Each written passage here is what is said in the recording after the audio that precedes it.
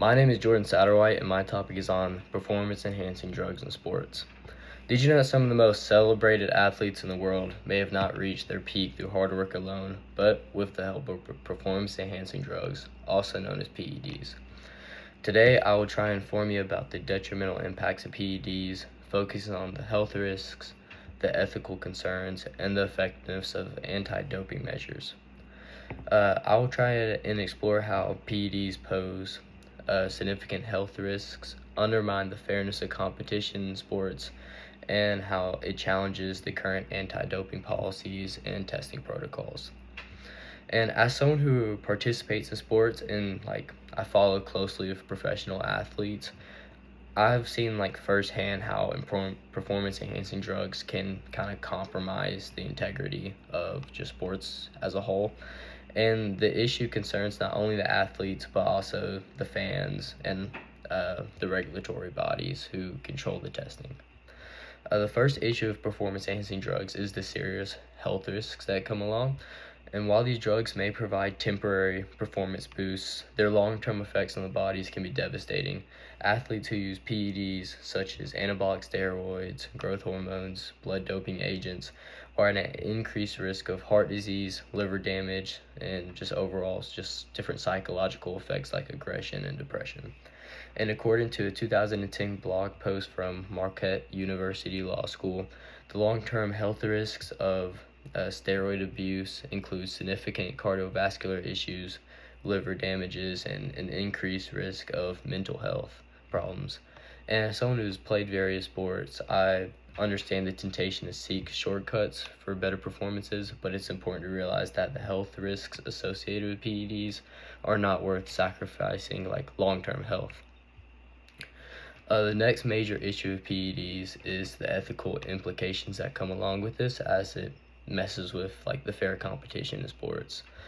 The use of PEDs create an unfair advantage for athletes who use them, and they undermine the very principle of just fair competition between sports.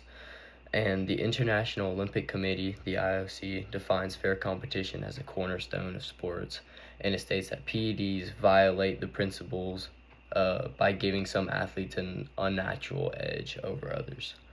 While some argues that PEDs are simply an extension of training or technology, the truth is that they give athletes an advantage that cannot be achieved through natural means, thus distorting the overall integrity of the sport. For example, allowing PEDs use would shift the focus of competition from natural abilities and hard work to whether or not an athlete just has access to the use of these drugs. And the third point I would like to address is the effectiveness of anti-doping policies and testing.